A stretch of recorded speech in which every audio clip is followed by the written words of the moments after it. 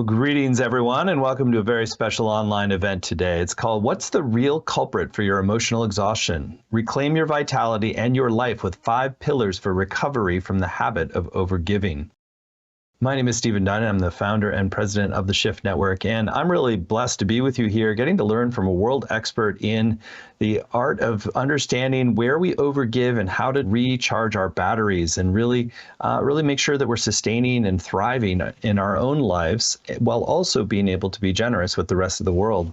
We're going to get to do this with Nancy Colier. She's a psychotherapist, she's an interfaith minister and author, and she's really been helping thousands of people around the world reclaim their lives in a deep way, particularly women who have this tendency perhaps more than men. So we're in for a treat. And Nancy, thank you so much for joining us here today. I'm delighted to be here. Well, we're going to dive in with you, Nancy, and I just want to let everyone know right up front, we're going to have a brand new program with Nancy that we're going to be able to chance to go much deeper. It's called Real Inner Self-Care for Women Who Give Too Much. And so we'll share more about that towards the end of the hour and how you can go further in this work. So Nancy, let's begin our journey today with a little bit of your backstory. I'm sure there's a personal backstory to why you felt the imperative to bring this work out and really help so many people heal from the pattern of overgiving. So maybe you could start there. Absolutely. I'll go all the way back actually to about 30 years ago, and I was a young therapist, and a woman walked into my office, Miranda. I never forgot her, but she looked like she had absolutely everything, the life we're supposed to want, the career, the family, lovely, lovely woman. And when I asked her, how can I help you? She said that she was bone tired from giving, from being what everybody needed her to be, from filling everybody's needs. And that this question was bubbling up in her, what about what I need? And she realized when that question arose that she actually didn't know what she wanted. She didn't know, she had no access to her own still small voice. It was gone. And she also realized that she had always assumed that it was selfish to even ask the question. And so then she said something really juicy, though, that always stayed with me. She said, I want a more authentic life. I want my life, not just the life that I'm supposed to want. And I want that, even if it costs me being so darn likable. I never forgot those words, never forgot them. As a young therapist, I don't think I understood the profundity of what she was saying. But in the 30 years I've been practicing since, I've met hundreds of Mirandas who use almost the same language. They say it in slightly different ways, that they've left home. They've left their fundamental vitality, their own voice. And I was one of those Mirandas that was really good at keeping the peace, tucking away my truth, and making everyone happy.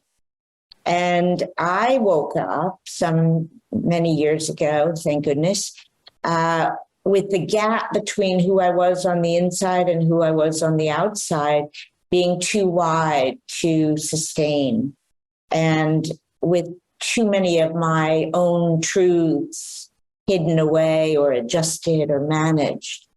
And I had to write something about this very, very universal experience for women. And men have their own issues, but this is something that really strikes women particularly. So it seems at the heart of this is likability. There's a way in which we're conforming to the expectations of others, and that pattern starts to pull us away from our truth, our authenticity. And to maybe share a little bit about like why is our society in general, and why do people individually tend to slide into that pattern?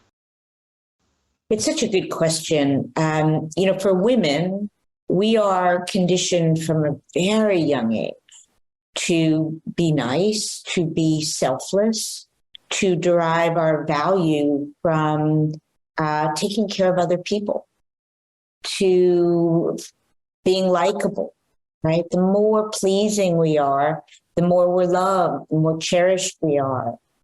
You know, it's survival. We learn that we're in the fold if we're pleasing.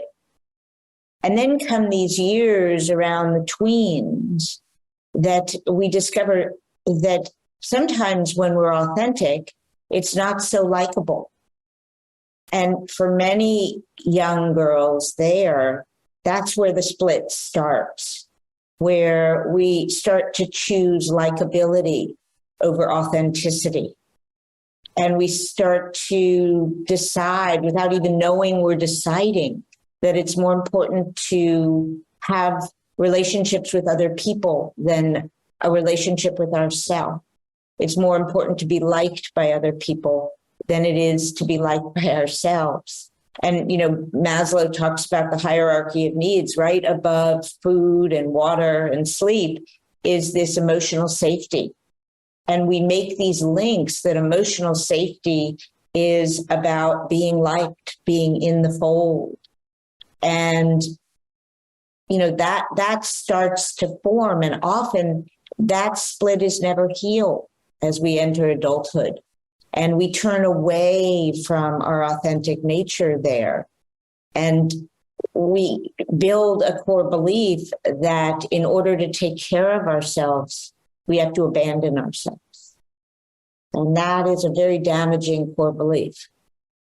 And so what is the better belief, the healthier belief in terms of balancing the sort of the me and the service to the other, the generosity of the other, since there is such a tilt or a bias in our culture towards privileging one over the other? Well, that's the thing, you know, is to become more aware of how binary we have made this, right? Either I'm a me or I'm a we. And for women, there is such a strong message that if you care about yourself also, that's selfish, that means you only care about yourself, right? So you're selfless or you're selfish. And what my work is so much about is you're also allowed to matter. Your truth also matters. We have a very skewed, codependent way of imagining relationship where I have to be whatever pleases you, give you a good experience in order for me to be valuable. We can't have two different experiences separate and also experience generosity and love and empathy.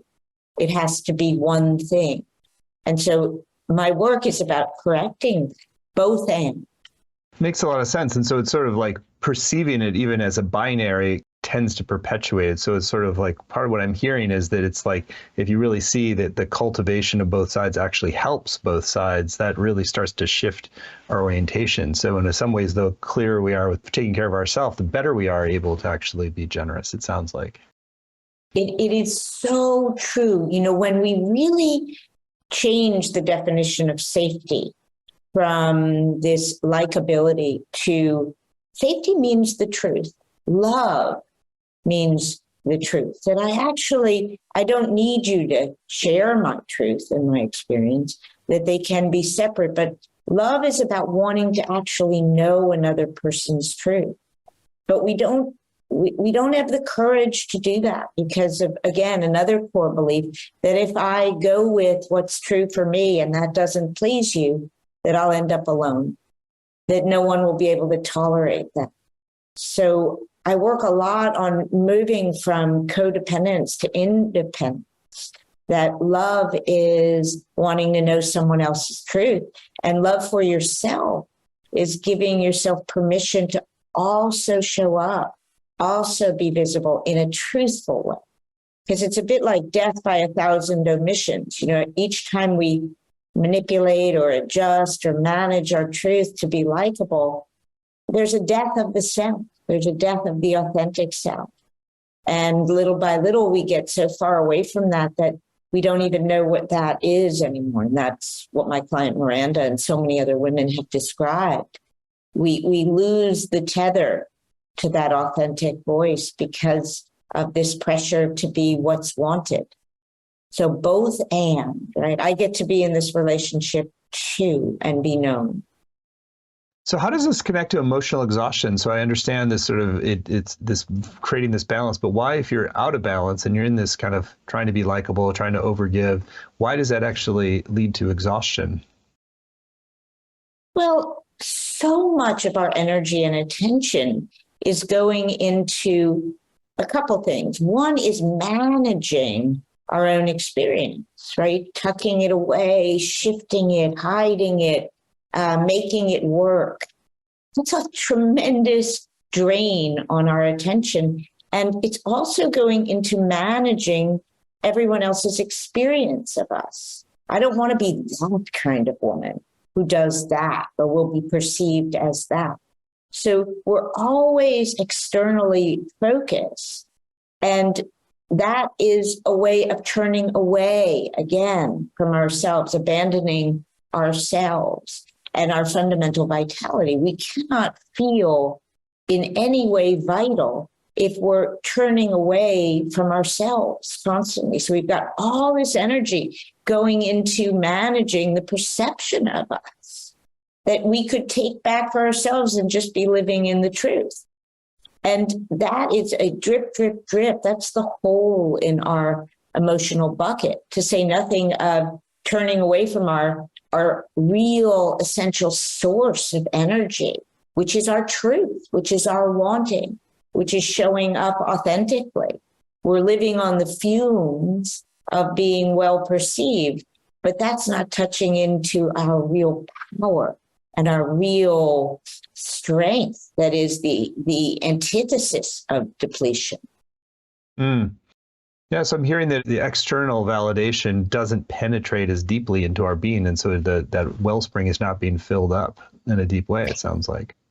It's very light, right? And it's also very fragile.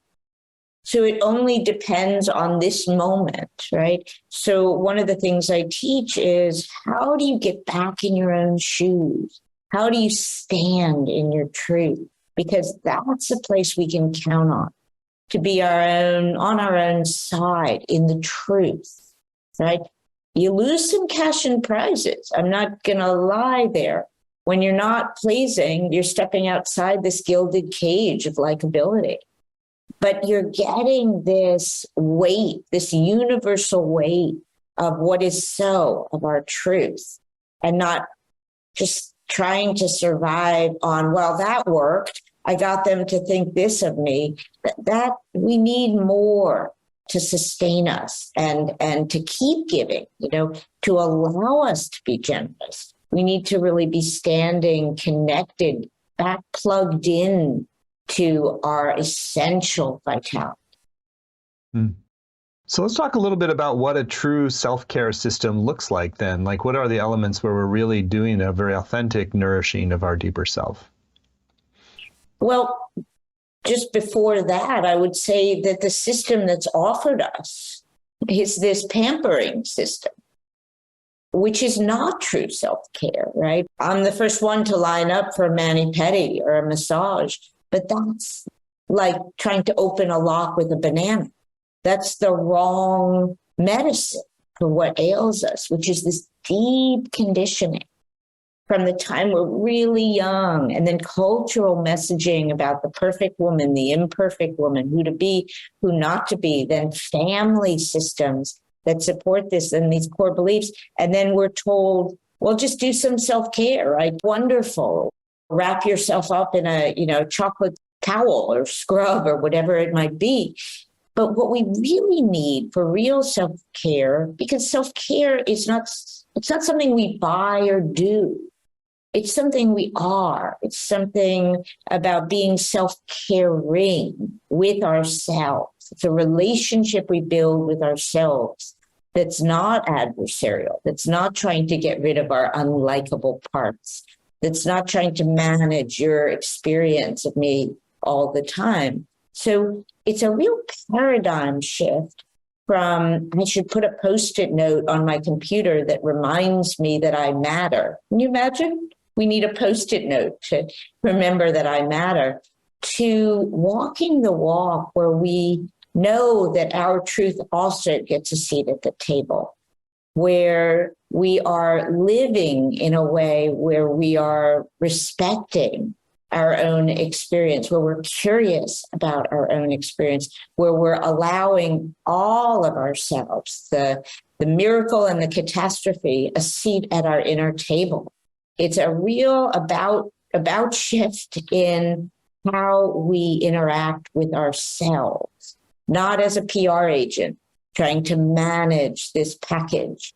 And may she never stray from being what everyone else needs her to being real, not just with others, but with ourselves.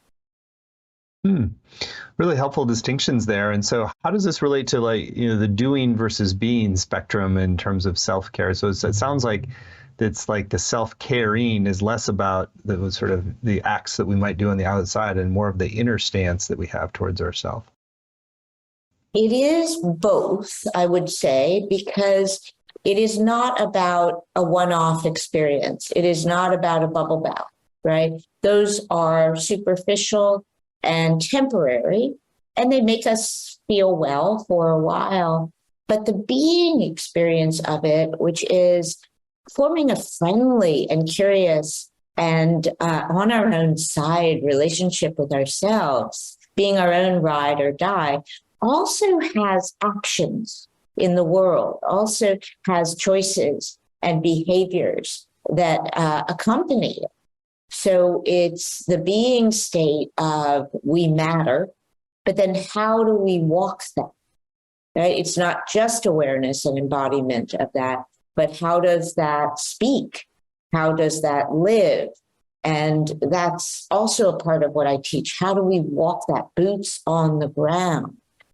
It's not the action of, as I said, buying a pashmina wrap. It is the action, perhaps, of, for example, learning to tell the truth. So it is both being and the doing of the being. So the learning to tell the truth to yourself is sort of very foundational for your work. And so where do you start if you like this woman who's noticing that she's totally depleted, just telling that truth and then explore into the layers beneath that and just keep kind of peeling them back? Well, everything starts with awareness. So these habits of giving ourselves away and doing what keeps the peace and making ourselves uncomfortable so that other people can be comfortable, these are so ingrained in us that we don't often even recognize. We try so hard to be likable. We try with people we're never going to see again. We try to not be labeled that kind of woman with someone we don't care. So it's just habitual. So the beginning is to start to notice, how are we leaving ourselves behind? How are we operating from should, not what we want? How are we tucking away our real experience to keep ourselves safe from judgment? So it starts there. And then we have to start to make ourselves a destination, right? How is it to be you in the world right now? Our training is always to look outside. What's happening with you and how are you experiencing me? This is to start to get curious about our own experience. What is true for you in this moment? These are radical for a lot of women, just to recognize how hard we're trying, how much energy is going into managing how we are being perceived to stay safe again. So we do all of this with a sense of compassion for ourselves. It's all in an effort to survive, not get left behind. And then we start to take some steps that I lead you through, in the weeks to come. And in my book, where you're actually inviting want into the storyline. You're breaking out blaming yourself and how you do that. Your little baby truths. I want more milk in my coffee. You're starting to say things like that. So we start practicing in the world What does mattering look like? Great. And so are there particular like self-inquiry questions that you kind of advise people to work with to kind of keep deepening that process? I'm always asking women to stop and drop throughout the day. Ask yourself, how am I in this moment? What's going on for me in this moment? Right? That's something we never do because we're so focused outside. So to start to make that a practice, to get curious of just a 7-second event. How am I doing in this moment? What do I need? What do I want? Right? What's a way maybe to notice how I am not speaking my full truth and why? And not judge what we find. So it starts with an inquiry of what's happening for me? How am I actually rolling in the world? And when I start to get out of alignment, we get better at noticing, wow, that wasn't in alignment with my truth. So the first is to put ourselves on the map and start asking, how you doing? Wise reflections you're already offering us. I think now would be a great time to dive into a practice that you want to lead so people can really take it in and start to make this pivot towards a more authentic kind of self-care. So the little practice that I want to do right now is just a simple practice about coming back home. So much of the work is about returning, reconnecting with something more authentic. Right? We may have created this great life for ourselves, but we've left something empowered and real behind. So let's close our eyes and just drop out of the busy mind if you can. Drop out of the to-do list for later in the day, whatever the day is held, a sort of circus of thought going on, and bring your attention down below the neck. And maybe for the first time in some time, just notice how you are in your body. So feel whatever sensations are happening.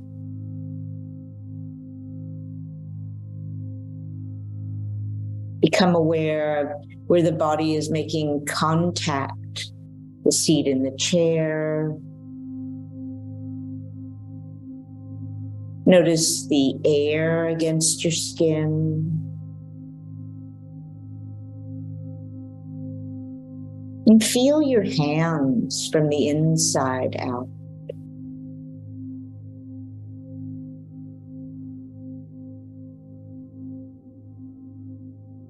Feel your feet,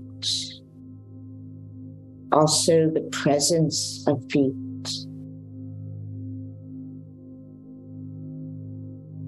And just tune into that background vibration, that hum of being, your own presence right here.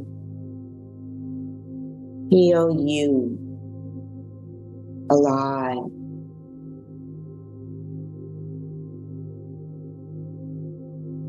And place one hand on your heart. And if it feels right, one on your abdomen.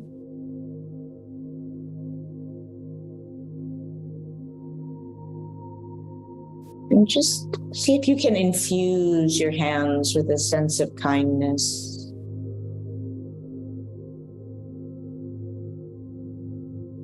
And feel what that feels like, emotionally, physically. Just to hold yourself in company in this way.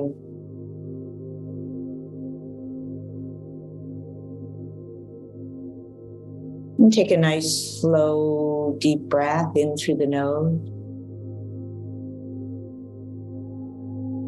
And a long exhalation. You can do that a couple more times, and as you're exhaling, really think about letting go. Letting the jaw relax.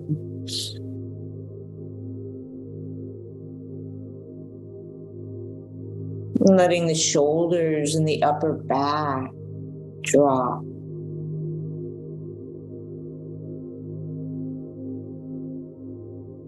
Letting the belly and the lower back release any constriction.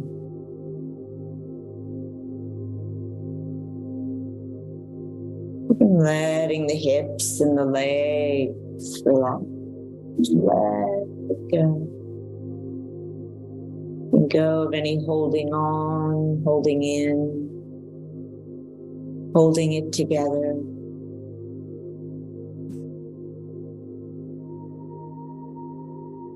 And so too, see if you can let go of the doer. Let go just for a minute or two of the one who makes things happen, manages this moment, makes it better, makes you better.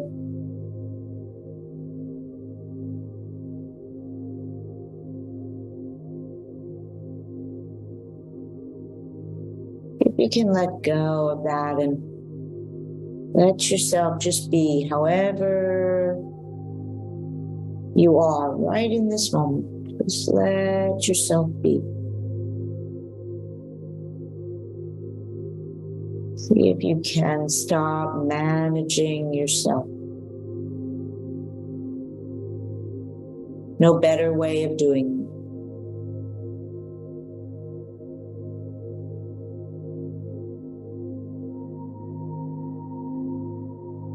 Now tune into your heart.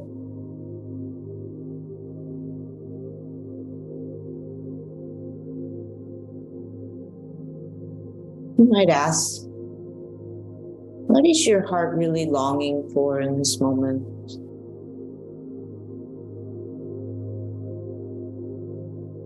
It doesn't need an answer. Just appreciate the question. Just feel your own longing, whatever brought you to this moment, to this seat, to this hour together. Just feel the wisdom and the intention and the longing that brought you to this moment, your journey.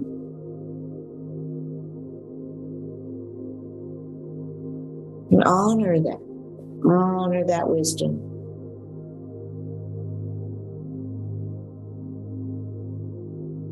If a longing presents itself, let that be here too.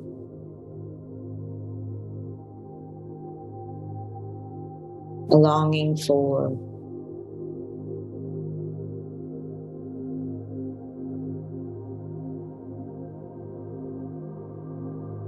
feeling your own truth there. What is so?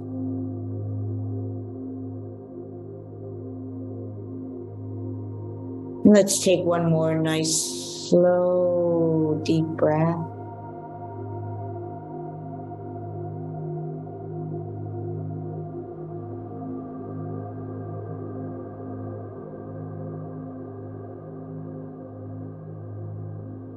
Just again, appreciating your own presence and remaining there as long as you would like, and when you're ready, coming back to this space.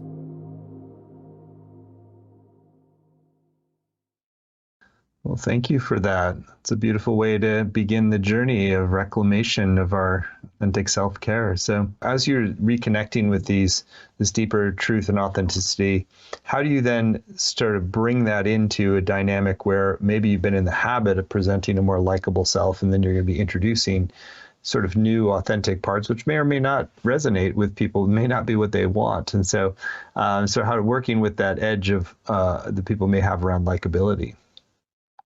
Boy, that is the work, right? Building the courage, having the courage to be disappointing. And not a very, enticing title there, but what we're really learning is that we can survive other people not being okay.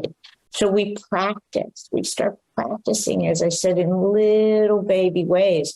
And you're spot on there, Stephen. People don't always receive this very well. They like the version of us that is whatever you need me to be, of course. And that works for us too. So we have to be willing to have life be a little bumpier sometimes, or not get, as I said, the cash and prizes that come with being so good at giving people what they want. So we practice in these little ways. Where can I take a little risk? Can I not throw myself under the bus when I order my dressing on the side? Can I just say I'd like the dressing on the side, right? Can I speak a little truth in a very small way? If I can share a story, I heard a story yesterday that just made me cry. And a friend of mine was on a play date with her 10-year-old daughter and the friend's other 10-year-old friend and her mom, who's a good friend of my friend. Anyway, the mom said to my friend, oh, we love Isabel's shoes. Where did you get them? And my friend, wanting to protect her daughter, having the only pair of shoes like that, came up with two options in the moment that she shared with me. She said, I was either going to take the shoes off of my daughter and give them to this other little girl, or I was going to lie and say, I don't know. I don't remember where I got the shoes. And her 10-year-old piped in and said, oh, we got them at such and such a place. But if you get them, I would love it if you got a different color because I'd like to be the only one with the red shoes. And, as someone raising daughters as well, that made me cry. It made my friend cry because it is a new generation that feels they have the right to simply say what we want or what we need. The little girl didn't have to say, oh, I know it's a lot to ask, or I know I'm neurotic, or I know, I'm so sorry for not wanting you to get that. She just said it straight. So we start learning from our 10-year-olds that it's okay to want something. And we start practicing that. And then we start getting more okay with someone maybe being a little disappointed.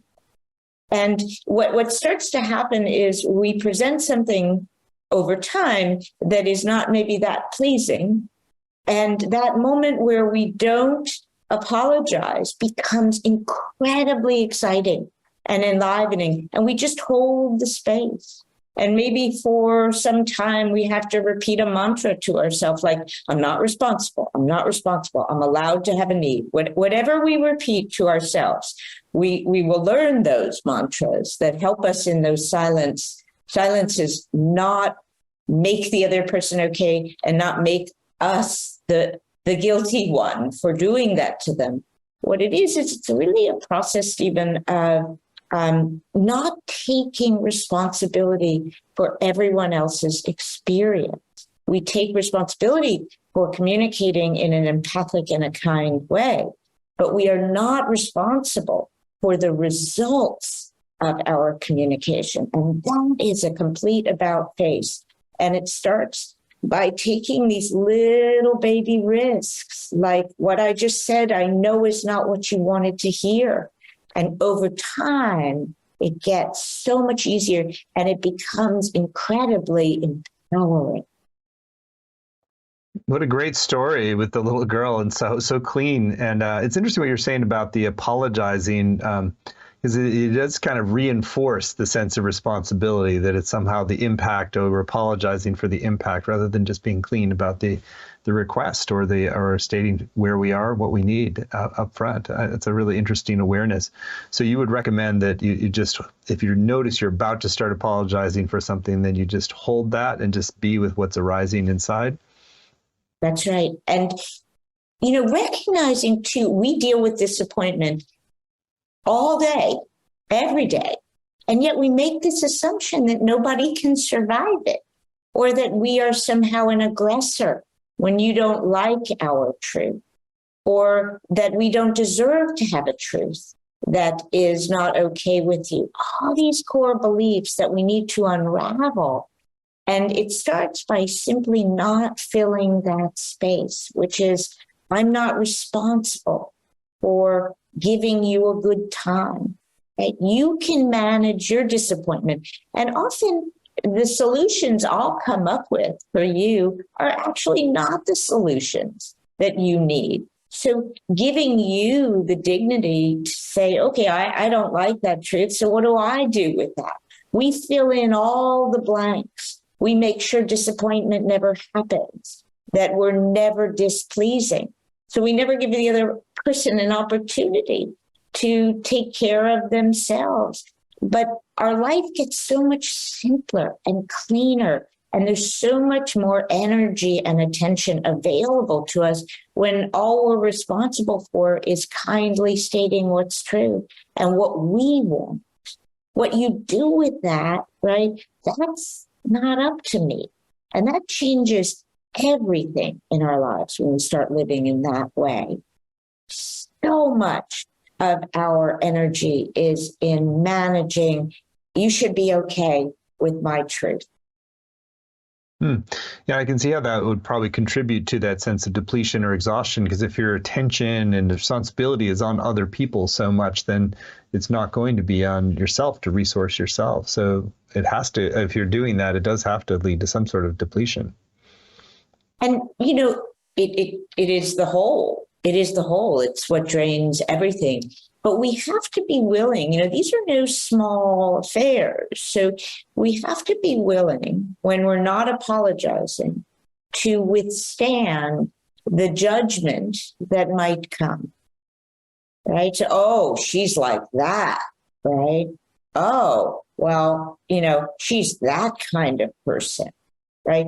So our loyalty starts to be to ourselves, that, right, that's what's true. What, again, the judgment about us that they make, we over time learn we can even withstand that standing in our truth gives us the strength, right, to withstand the sadness that comes that would be perceived that way.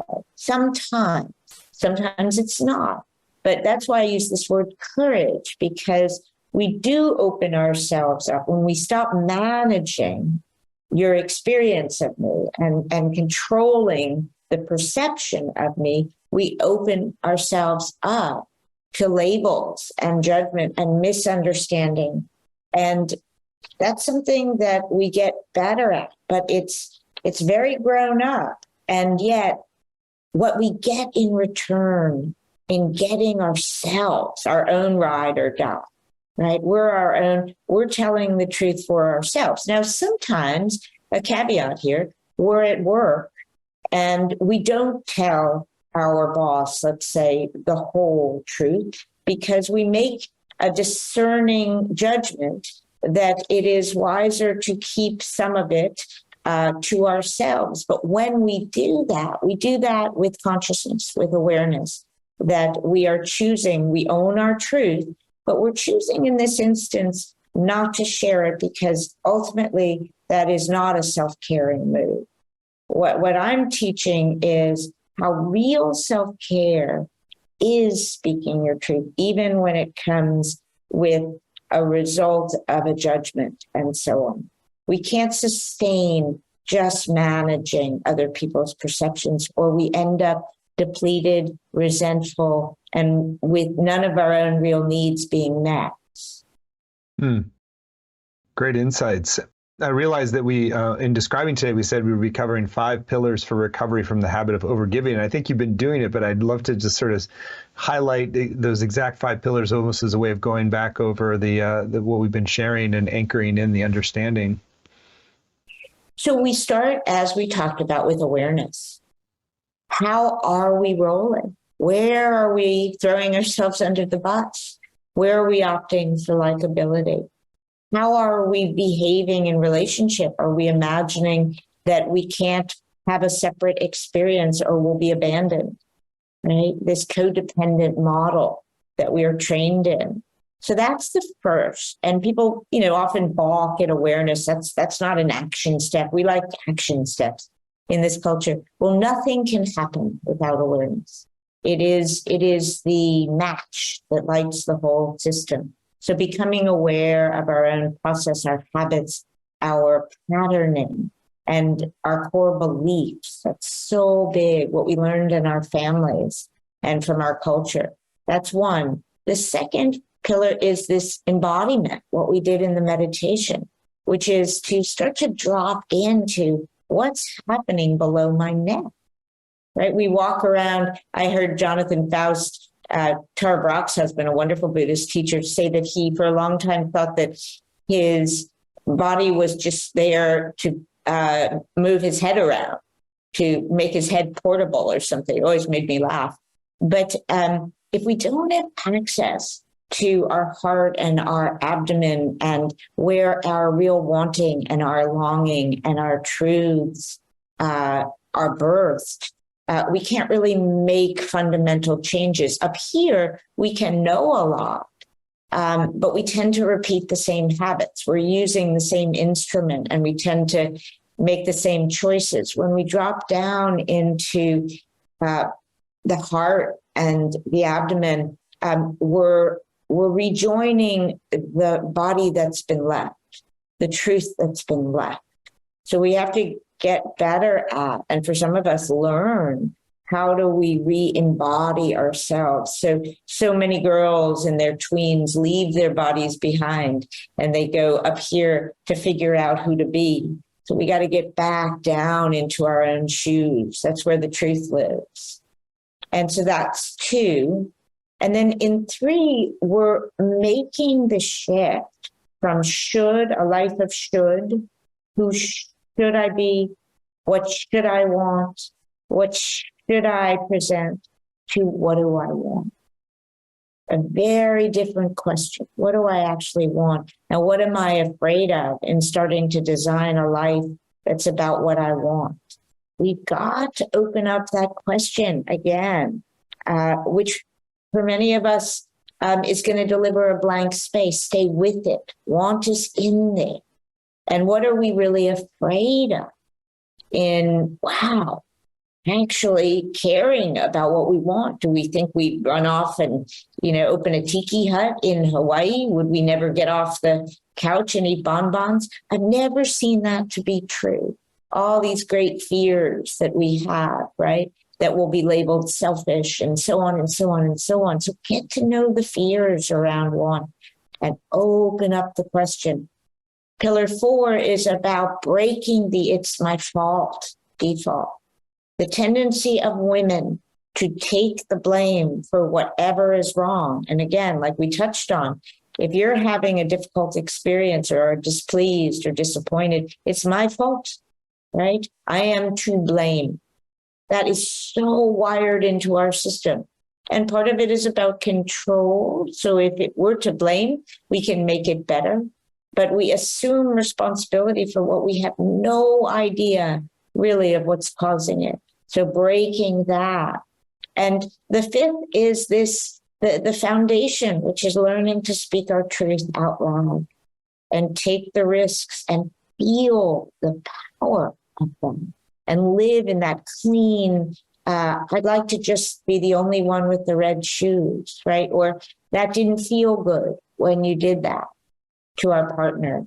Or I would actually like that. I know that might be difficult for you and I would like that.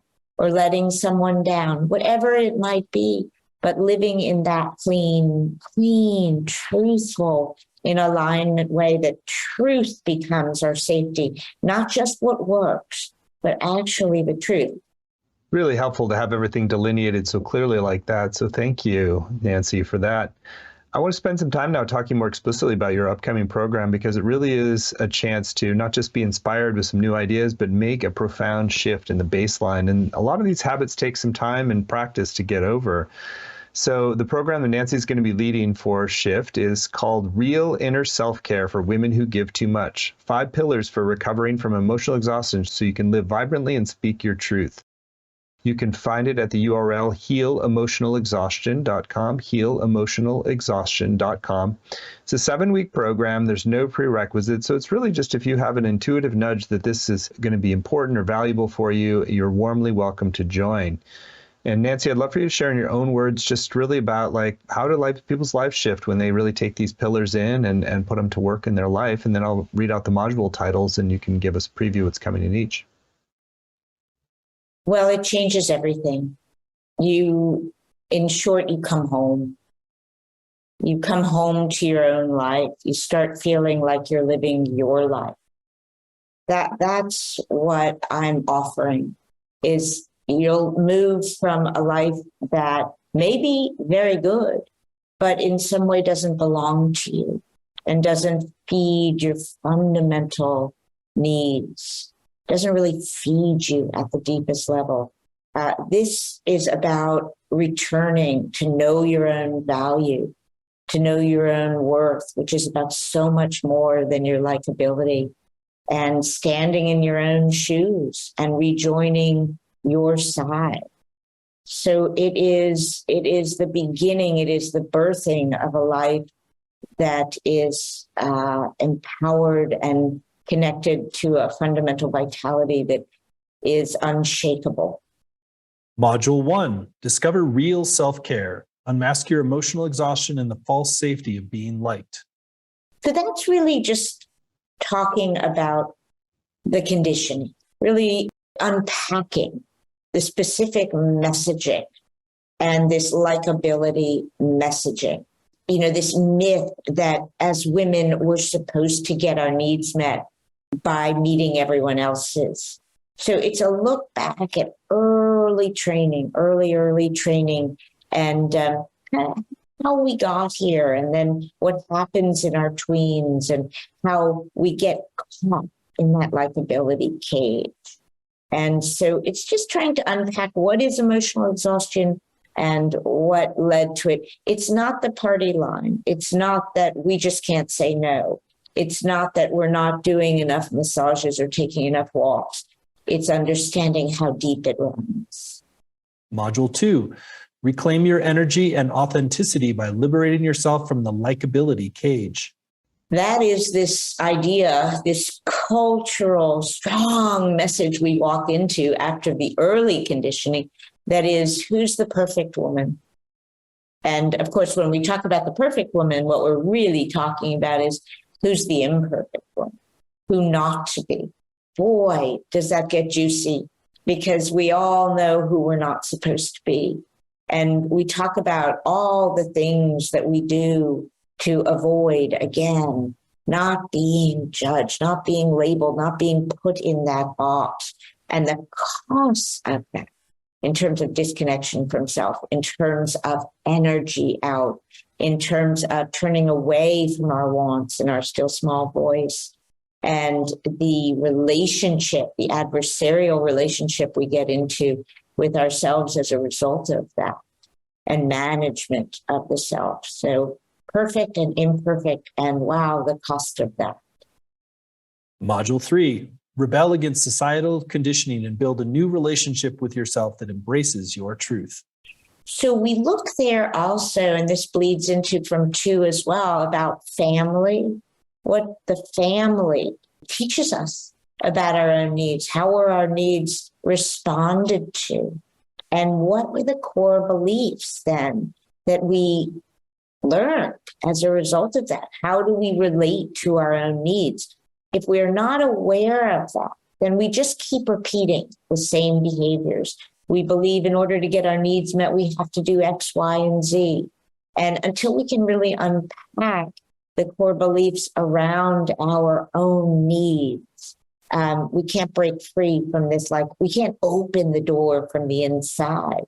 And in module 3, too, I'm going to peek into the self-care industry and kind of blow out this idea that, first of all, it's our fault that it's not working, but point out, more importantly, how the self-care industry itself and some of these messages that we're receiving from it are actually strengthening our depletion. Module 4, rejuvenate and empower self-care tailored to you so that you can move from should to want and rekindle desire. So this is where I turn and make that paradigm shift from what isn't self-care to what really is and what are the belief systems that need to change. As we talked about, that safety is no longer aligned with just being pleasing. Safety becomes about being on your own side and being willing to tell the truth. And then I get into these boots on the ground pillars.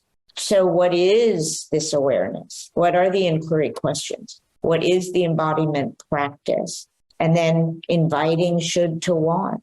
How do we do that? How do we actually start inviting want and becoming more aware of the shoulds in our life? Module 5, revolutionize your internal paradigm by breaking the "it's my fault" default to embrace imperfection and reclaim control. So that's where we really dive into the way we as women blame ourselves.